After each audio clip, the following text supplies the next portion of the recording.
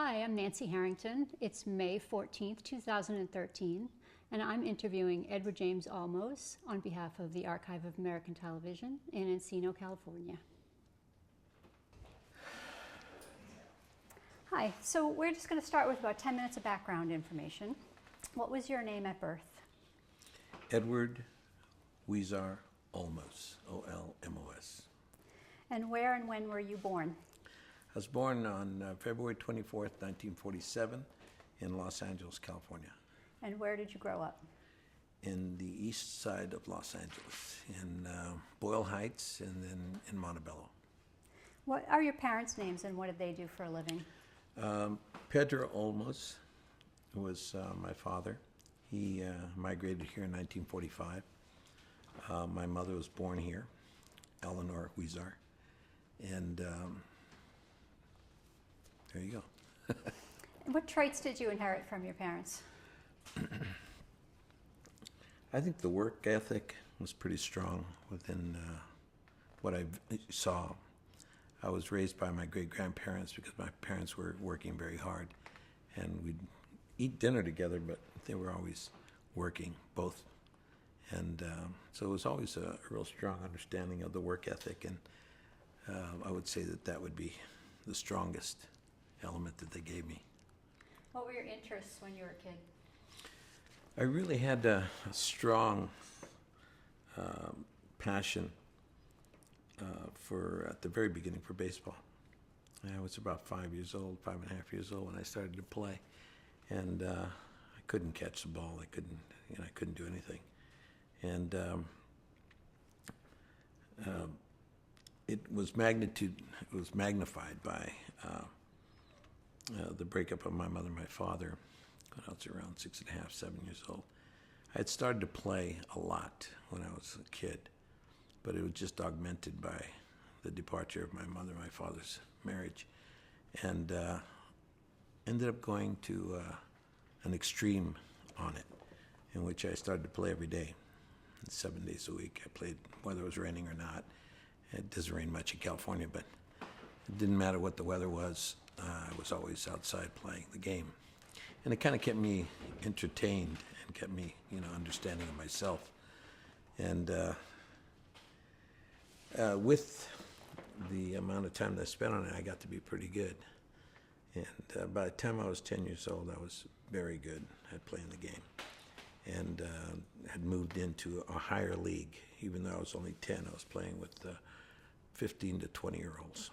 And then by the time I was, 13, I was playing with the single-A ball clubs here in Southern California. I was playing the California Sun League with some great players at that time. The Knopp brothers, Bobby and Gary, and Bobby ended up becoming the coach for the Angels for many, many, many years, and George Pena, and Rick Fenton was my coach then, and he taught me an awful lot. The very first coach I had was Mr. Parra, and he was the one who really gave me a lot of inspiration at the very beginning. But what it taught me was the fact of discipline. It really disciplined me to understand my capabilities as a person, to be able to live dreams. And I dreamed of, playing ball. And I read a lot. I used to read a lot of biographies, Babe Ruth's and Lou Gehrig's, and a whole bunch of different ball players at that time. And anything I could find or I could watch, or I'd talk about it, or I'd play it. And that's what I ended up understanding, that you either had to do it, watch it, read about it, or talk about it 7 days a week. And not that you couldn't do other stuff too, and you did, but I was pretty committed, and it really did make me understand what discipline, determination, perseverance, patience give you. Patience was the key, because you had to wait. You had to spend 10,000 hours doing it, There's an old saying that's what you have to do. Like a writer has to write at least 3 pages every day for the rest of their lives. Get up in the morning and write on a blank slate. It's interesting, the things that people learn, And that commitment and discipline was what really moved me. And when I switched in about 1960 is when I went from playing baseball. I was playing really a lot of ball. I play every day, like I was telling you. But during the season, which was year-round for me, I would play on one team. If that team didn't need me, then I'd play on team number 2. And if team number 1 or team number 2 didn't need me, I'd play on team number 3. And then if 1, 2, or 3 didn't need me, I'd play on team number 4. And team number 4 was willing to have me, once every month or maybe twice a month, I would go and play with them because I didn't have a game with the other teams. And so I was playing sometimes a doubleheader. During the summer, I was playing doubleheader almost every day. It was really intense. And my father loved it. Because with my father, he would come and visit me during the legal trials, separation and divorce. He had the right to visit me 8 hours a day, 8 hours every 15th day of the month. So twice a month he could come and pick us up, me and my brother and my sister, and have us and go out with us and for 8 hours. And it really was not sufficient. It was very interesting in the 50s what they thought was correct. And then he had us for 2 weeks during the summer. And none of that worked. It just was, and even today, I don't think parents would ever want to even do that to their kids. But the judge had placed that as part of the, you'll have the kids every other weekend for 8 hours on Sunday. And it was just pathetic. But he could come and see me on the ball field. And, he could come and sit in the bleacher while I played ball at the park. So he'd be there every day. Every single day I played, he was there.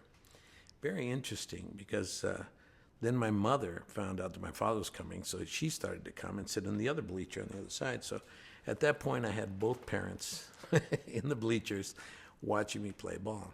And so that kind of was very fulfilling. Of course, my mom couldn't hang on to going there every day like my dad did. My dad committed himself, and it was quite interesting because it really changed my life. That's what drove me. And so when I was 12 and 13, I became the California State batting champion for the state of California, and I was playing really well.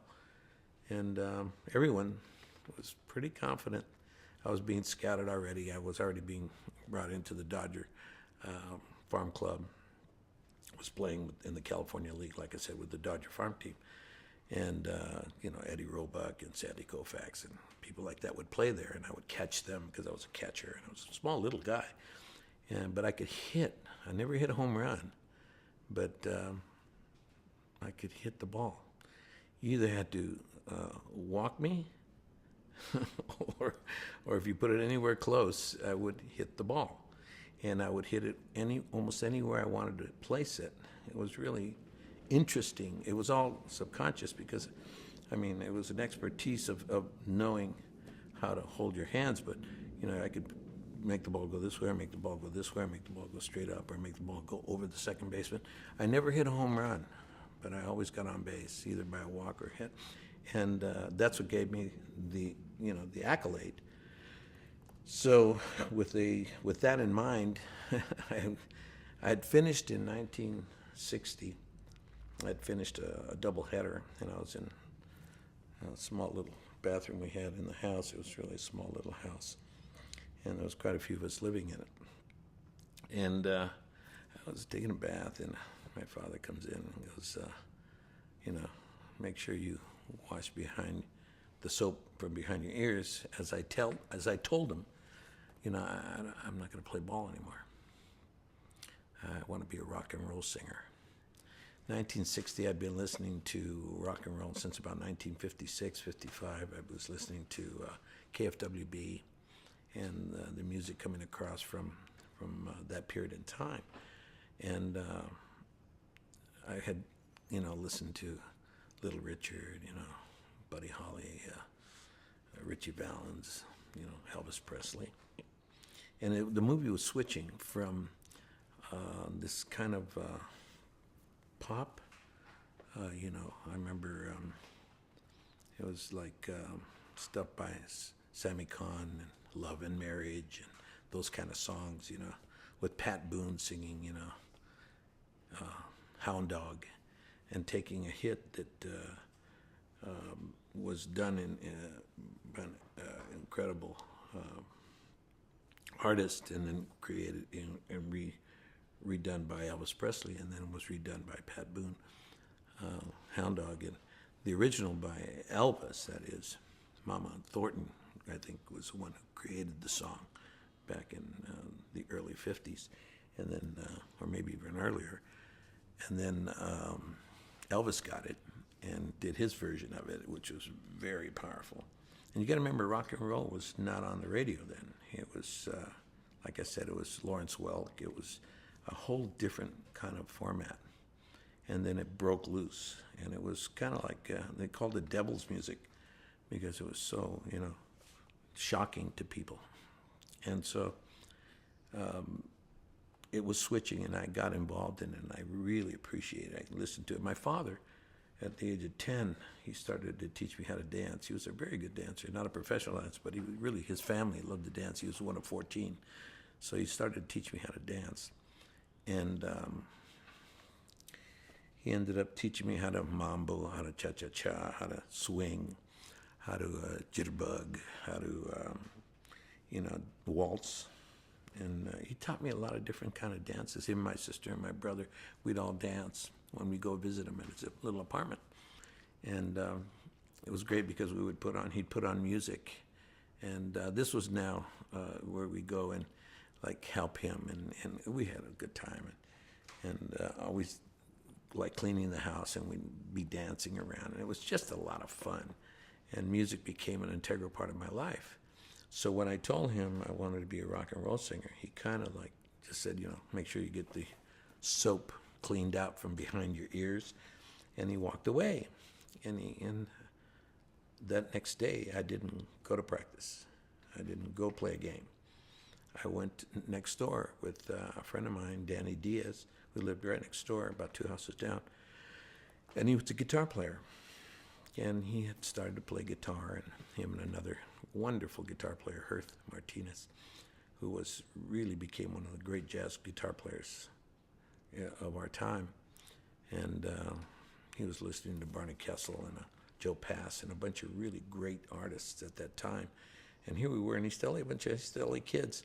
And we started in the 60 and 61 and singing rock and roll. And then I got a job at the Pandora's Box, which is right there on the corner of Crescent Heights and Sunset. It's not there anymore. It was like a little building, little house right next door to what now is, I think, the Laemmle Theater, or maybe the Sundance Theaters now. I think they changed them over. It's a little mall right on the corner of Crescent Heights and Sunset. And but there was a little house, and we played there when the Preston-Eps were playing. They had bongo rock. They had some really big hits in that era, in the early 60s. And we would play the intermission. They would go on for 45 minutes, and we'd play for 10 minutes. And that was how we went. And then by 1964, I had really committed the same way I'd committed to baseball. I had 4 years of singing rock and roll and performing, and with my dancing that my father taught me. And I then watching people like James Brown and different really fine entertainers at that time, I started to perform as well. And I couldn't sing. I never really could sing, but I was an entertainer, performer. So I would perform. And the singing was like, not secondary, but it wasn't the primary reason why people were watching. It was more the movements and the kind of performances that I was giving. Of course, my father stopped talking to me for 2 years. He would, say, hey, move this, do that, we're going to go here, we're going to do that. But he never had that rapport. He was kind of like blocked me out. And he was very hurt. I hurt him a lot. And, so when I went on stage, he never came to see me. He never came to watch me sing rock and roll. And he always was hoping that I would go back, as were a lot of people who were saying, hey, when's he going to play again? When people were in shock, and I never went back. I started in 1964. I entered Gazzarri's on the Sunset Strip, and started to play there. And I played there for 4 consecutive years, 7 days a week. And I put myself through high school and college, singing there. How did that singing career turn into an acting career? The music, first, even playing baseball, I started to realize that it was a performance that I was giving, in respects of, I was playing the game, but I played it with such a different style of playing that people would come to watch me play the game. And so when I went on to singing and dancing, it was a situation where they were watching me performance-wise. And then I went into my first year of college in '64. I took an acting class, and I encompassed theater, movement, and music.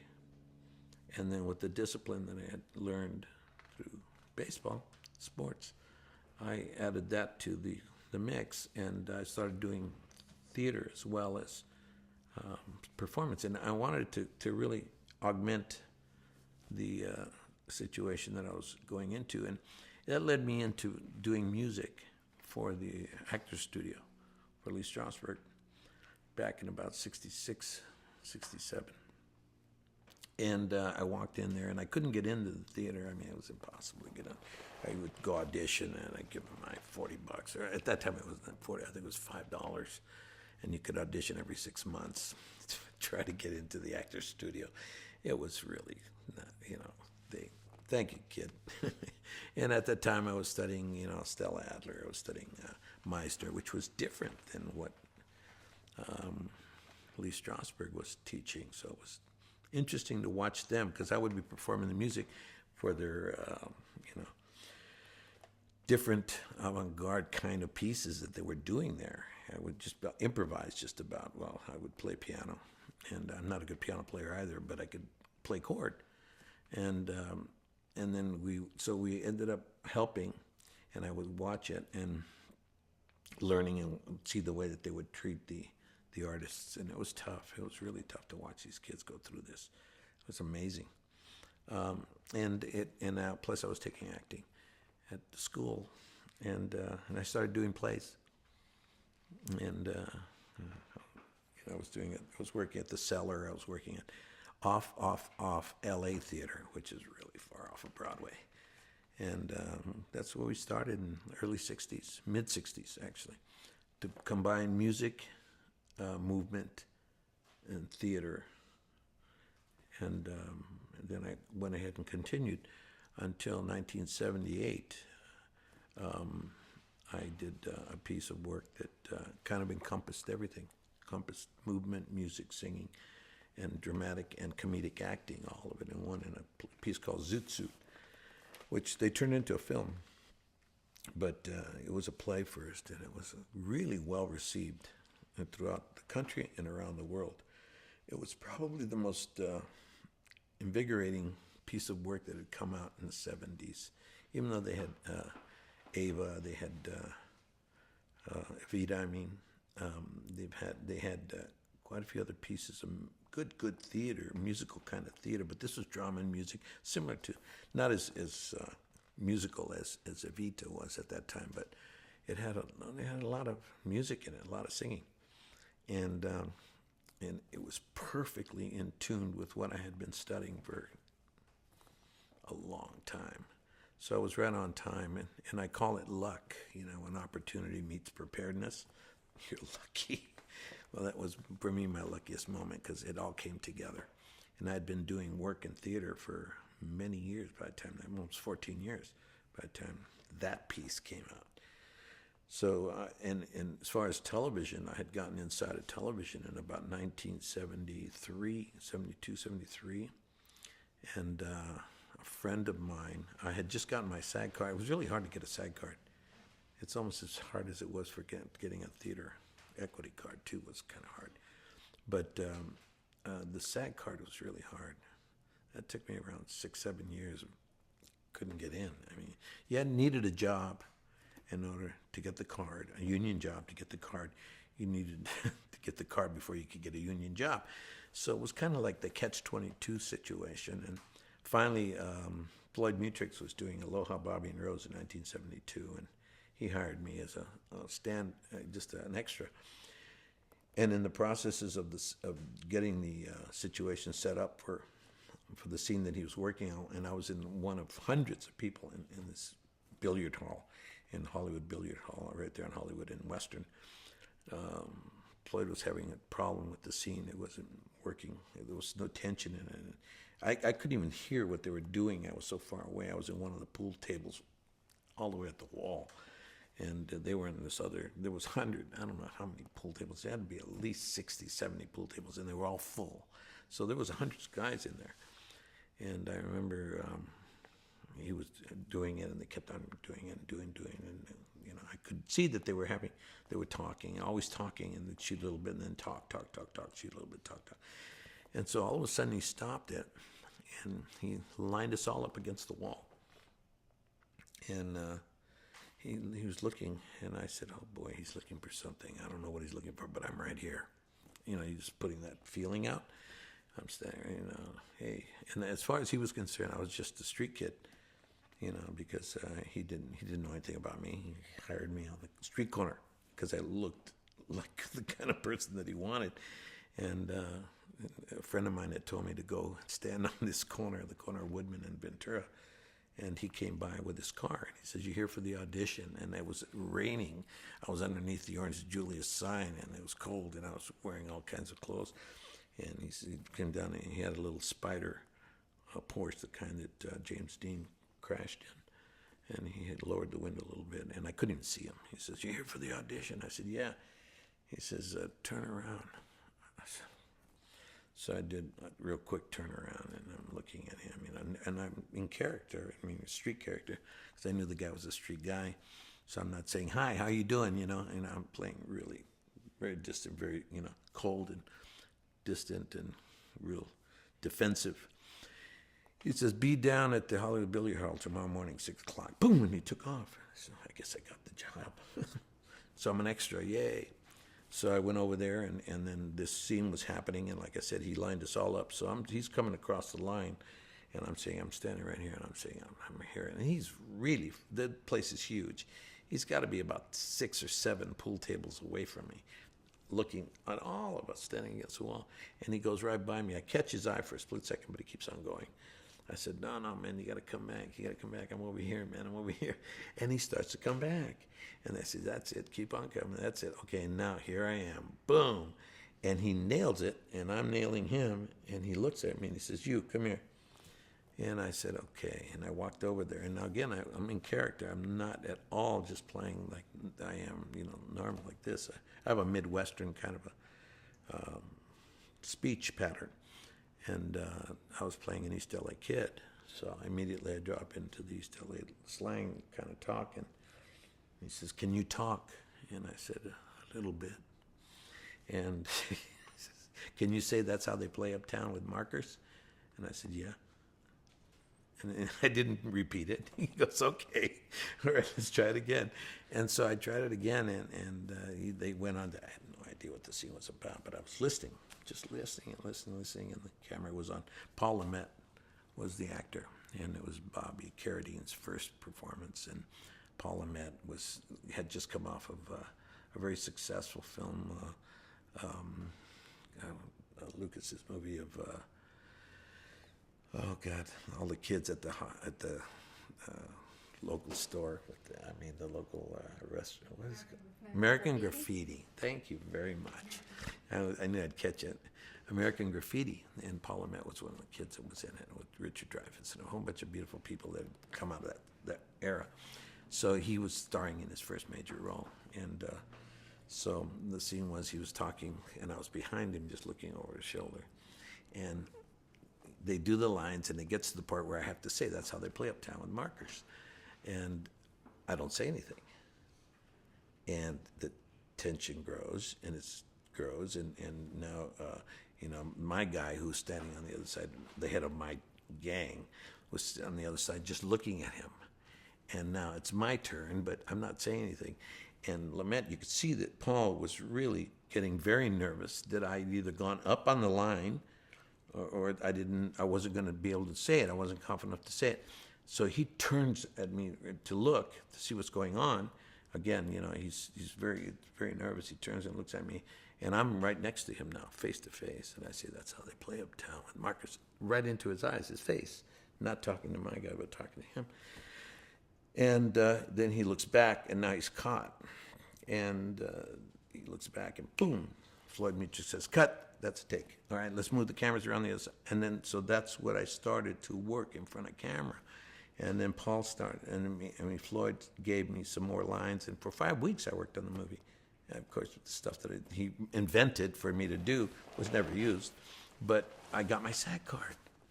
And then I went off and did Kojak. Let's talk about some of that early TV work you did. You did Kojak, Cannon, Policewoman, yeah. Hawaii Five-O, Starsky and Hutch. Yeah, all that What types stuff. of characters were you playing on those kinds of shows? In Kojak, I played, it's an interesting role, I played a bartender, owner of a bar in Harlem, Spanish Harlem. And Kojak supposedly comes in and he says to me, you ever seen that guy before? And he's pointing at somebody who's over in another corner. And I'm supposed to look at the guy and say, no, I've never seen him. He's never been in here before. And so this is another one of those moments where it got poignant. He comes, the scene starts, and a friend of mine was directing it. And he's a really good writer and good director, David Friedkin.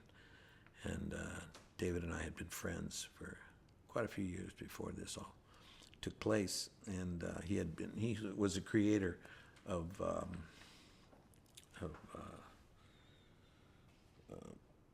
I Spy. He created it, and he wrote The Pawnbroker for television and motion picture, actually. And anyway, he was directing me. It was my first job on television. And so the scene starts, and Telly Savalas comes in, and he looks at me, and I'm cleaning a glass, and he says, "Hey, you ever seen that guy before with this lollipop in his mouth?"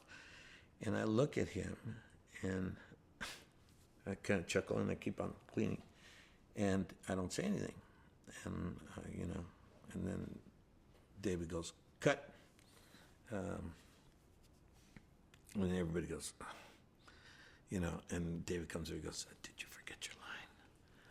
I said, No, David, it's not going to work like this.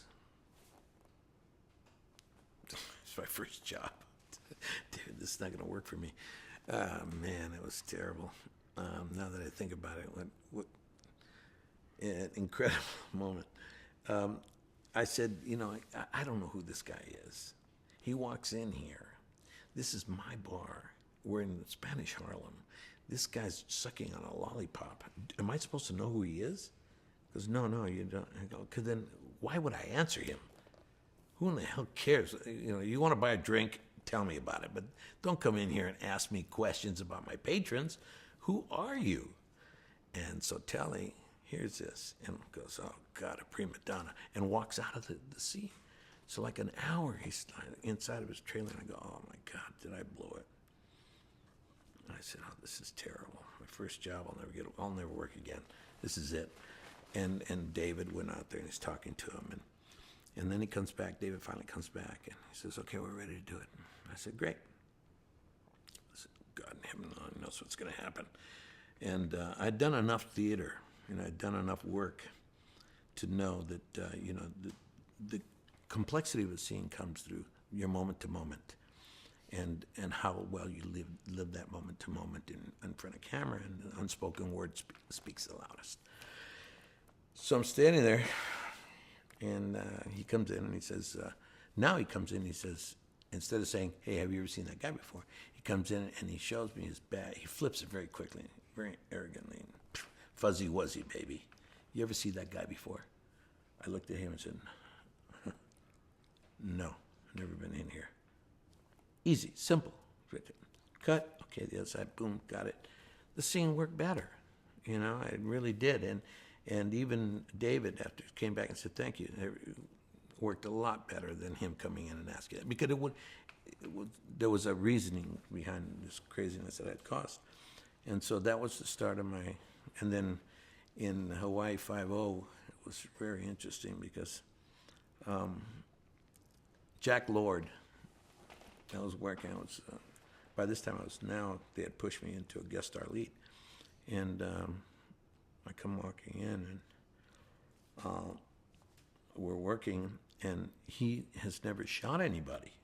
Jack Lord, up to this point, he had been doing the show for I don't know how many years they've been doing it. He had never killed anyone on camera, ever. And he had wounded them or whatever, but he never hurt anybody. And especially trying to shoot somebody in the back because I was facing away from him. And so I'm looking this way, he's behind me, and I'm going to shoot his partner. And so he has to shoot me in the back and shoot me that. And he doesn't want to do that. He tells the director, I can't do this. I mean, tell him to turn around. I said, turn around. You know, if you place me sideways, you want me to look across or something, that's up to you. But turn around? I mean, how am I going to turn around? How do you turn around in a scene like this? You know, can you tell me how you do that?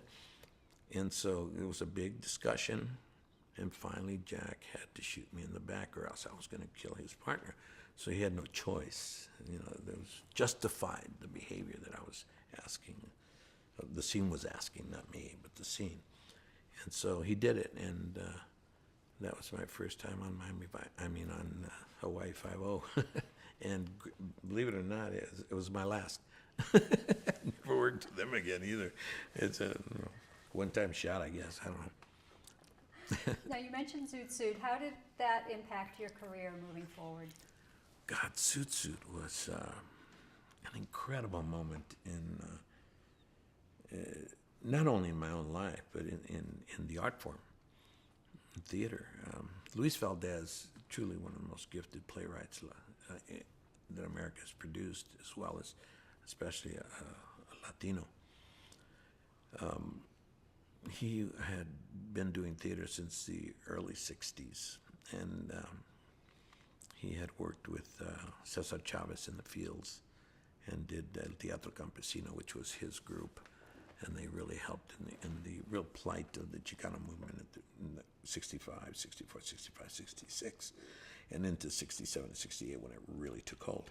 They were in the fields with Cesar, helping bring awareness through their art form of theater and agitprop theater, really, on the back of stake bed trucks. You'd drive out to the field, and then they would put on little acts, and it was amazing what this man had done, him and his brother. And so now they had done their own theater, and now they were brought into the mainstream by the Mark Taper Forum. And the year was 1978. And actually it was 77 when the end of 77 is when they started rehearsals. And I remember, I think it was February 14th when 1978 is when we put on the very first, it was called Baby Zooter. It was a 14,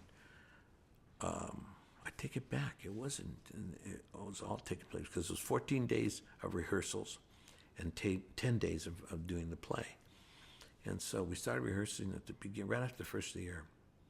And it became arguably the most prolific piece of artistic work that had been done in the United States of America on Latin Americans in the history of theater. It was the first major piece of work to make it onto Broadway ever, dealing with Latino themes. People say, well, you had, West Side Story. He said, yeah, but studying West Side Story, being a Latino piece, is like saying, South Pacific represents the Pacific Islanders. Just they're using it as a, as a housing body to create the story, but it really wasn't about the Puerto Rican experience as much as it was about the music and song and dance. And yeah, it had a lot, but the story was really powered by an interesting cultural dynamic. But Zoot Suit was strictly 100% Latin. And so when we unleashed it, it became very, very interesting.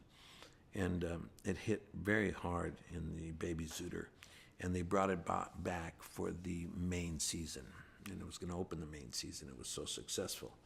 And I think we started sometime in June. I think it was going to be the main, I think it was 3 months running at the Mark Taper Forum. And that was the first time that they really were putting on a play dealing with the Latin culture and the history of American theater in a big way, on main stages. And so we started rehearsing about, I would say, the end of March, beginning of April, and we started to rehearse. And it went very, very well. Rehearsals came out really well. All the kids that were involved were really ready, and a lot of good performances all the way across the board. Many of the kids that went on to become very well established artists in acting and theater and motion picture and television. And so we started, and it became a shot heard around the world. And not only did it have an impact in the United States of America, because people were coming from all over. It started off with just in the LA County area, but then it quickly spread out to the surrounding states, and people would drive in. Then pretty soon people were flying in from New York to watch the play. And of course the Schuberts came in, and Bernie and Jerry Schoenfeld, they both rest in peace. Wonderful, great people who ran the Schuberts at that time. They came in and saw the piece and wanted to take it to New York. And at that moment, we had moved from the Mark Taper after 3 months, and they bought the Aquarius Theater. This Center Theater Group bought the Aquarius, and they put us in there, and we were sold out for years, sold out. And people would come 20, 25 times to see the play. It really became not only a cultural event, but a really coming out party of theater, American theater, to an entire, people who had never gone to the American theater ever in their lives were coming and watching theater for the first time. And so it really became a very positive thing. And boy, pretty soon we had it was amazing. We had 5 kabuki families that came from Japan to watch the play. The Kahali Indian Theater came from India to watch the play, families or theater groups. The entire Russian Moscow Theater and 2 chartered planes came to watch the play. And it became like much more than anybody had anticipated in respects of the way that it was hitting the world. And from this little piece that was generated right here at the Hollywood and at the old Arrow Carroll Theater, it became a growth that was resonating to the whole planet, and especially my character, which was El Pachuco. And it was culminated with one night, Sir Sebastian and the entire Royal Shakespearean Company flew from London to watch the play.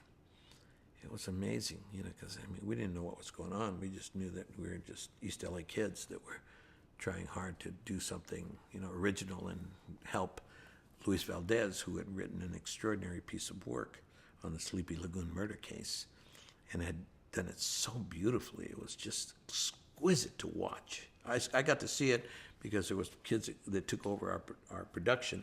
When we went to New York, they left the company here. So I got to see the play, which was fantastic. And I got to see why people were so, they appreciated it. And the Royal Shakespearean Company came in, and they were dressed in evening clothes, all of them, tuxedos, long gowns, totally. The whole group came in to go to the theater, and for them going to the theater was, that was a very classic event. So they were all dressed up, and you could see them, and the women were 6'3", everybody was just like, wow. They were all the Shakespearean Company, the whole company, and the head of the company at that time. They came in, and when we were done, the green room was large, very large green room, so it could house around 300 people in the green room, and every night was jam-packed. And so I came out after going up and performing, I came out, cleaned up, came out, and people would, yay, applause and stuff. And he'd greet people, and it was all fun. And I looked over, and I saw this group. I didn't know they were in the audience. And I saw this group dressed in formal gowns. And they turned, and they looked at me, and then they opened up and opened like this. And there was this elderly man, very distinguished man, who was the head of the Royal Shakespearean Company. He comes walking up to me, and he says to me, I want to congratulate you on creating the first American character that could actually walk onto a Shakespearean stage. It was beyond me. I said, what? To myself. I said, to him, I said, thank you very much for your kindness and your respect. It's incredible. And it was true. It was so stylish. This is why the Kabuki and Kahali people who I'd worked and studied their theater, and so I understood, the intricacies of, everything, just the most minute hand movement, and the thing meant something to all these people, and I didn't know what it meant, but I just saw them doing it, and it was very exact, and I said, wow. So I used it. I used a lot of the technique that I'd seen, especially in Kabuki, and also the elegance of Shakespeare and the way that they would handle themselves and the way that they would, and they felt very natural. I said, wow. And so I used all of that in my character. And this is a street kid. Pachuco was a culmination of all the streetwise people on the planet.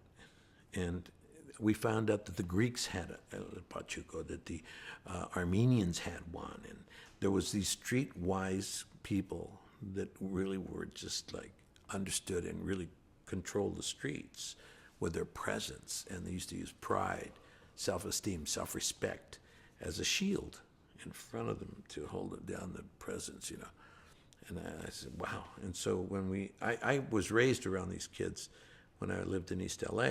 I would watch them, and this is how they worked, this is how they were, and the attitude was just real pronounced.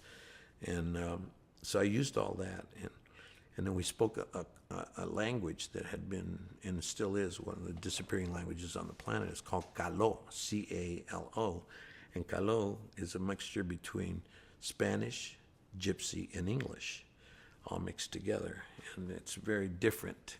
So they used it along the border of El Paso and Juarez, which is where the Los Chucos Suave del Paso is where that Los Pachucos comes from, the word. And so they ended up, that was where they were coming from, but there was a lot of Pachucos in my street, guys that were streetwise and very much inside of that style. So I was raised with them. So when I got the opportunity to audition for Luis and his brother Danny at the Mark Taper, I knew that culture. I'd never seen it written, Calo. I never seen that character performed ever, but I'd seen him on the streets, and so I was aware of the situation. And so I knew immediately upon going into the audition that there was something being done here that had never been seen before and never been done. And so I had a wide open palette, and I knew these people. So I said, okay. And so, remember I'd been singing and dancing and performing since, when I was 14 years old, and dancing at 10. So here we are at 31, and finally they asked me in 1978 to put it all together. And I did it, and it was an incredible moment in time, and it was a shot heard around the world. Let's skip ahead to American Playhouse. Tell us your memories of doing that show. Well, I worked with American Playhouse on different levels.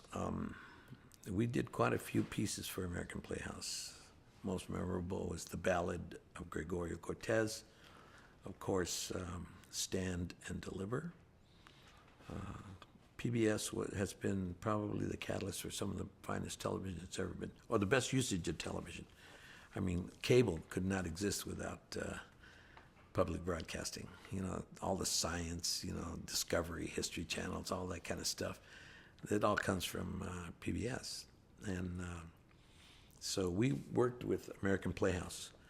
And I must say that it was one of the most extraordinary experiences I've had because they were making the best projects. The first time we did quite a few. We did, of course, the ones that I mentioned, but it was earlier one with Seguin, with Jesus Trevino. He directed that one. A wonderful story. And also, we did. Eventually, went to PBS was Alambrista, which was actually we did that before we did Seguin. And but there was quite a few pieces that we did. American Family years later came out with Gregory Nava and Barbara Martinez, who were the producers of the piece and created it. And Reynaldo Villalobos, which you met here just a little while ago, he filmed it. And but it's some of the best usages of television I've ever been a part of, and they had less concern about the commerciality of the piece than they did about the quality and what the piece was saying. So they allowed us to grow to the fullest of our capabilities. And if it was commercial, wonderful. But if it wasn't, if it was artistically pure and good, it was well done. And Gregory Nava had done some extraordinary work in El Norte, which comes out of also American Playhouse.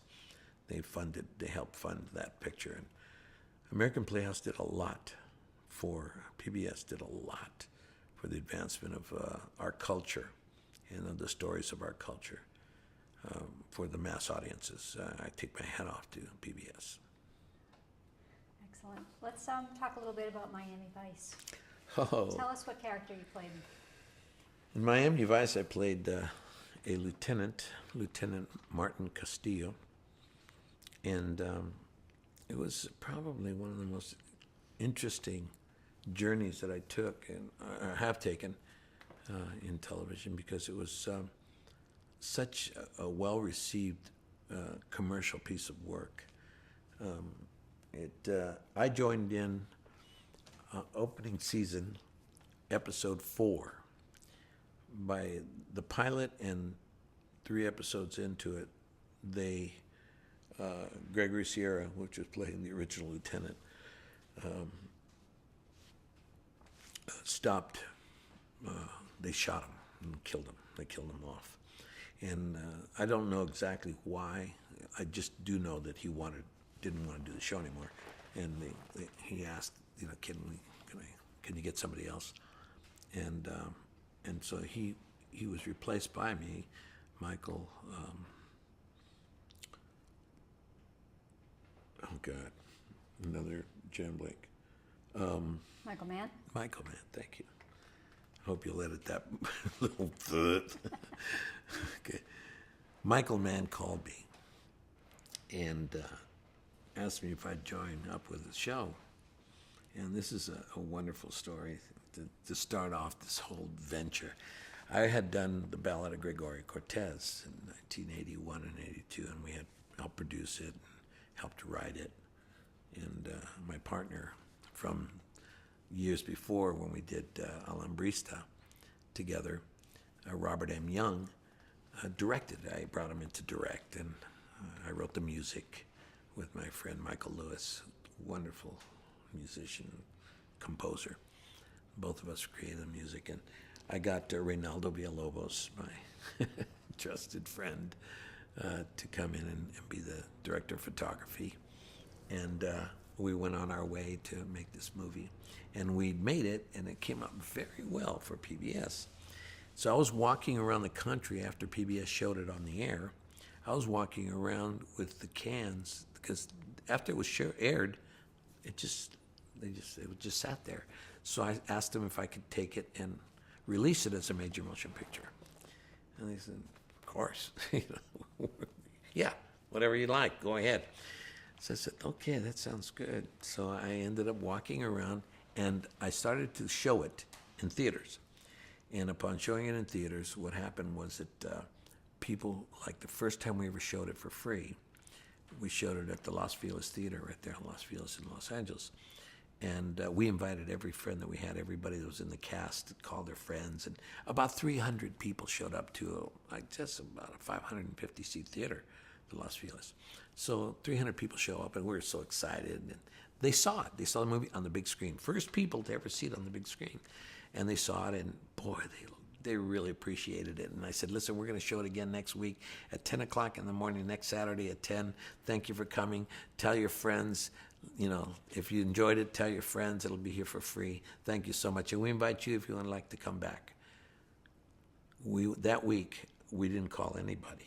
And I told everybody, don't call anyone. Let's just see what we have, okay?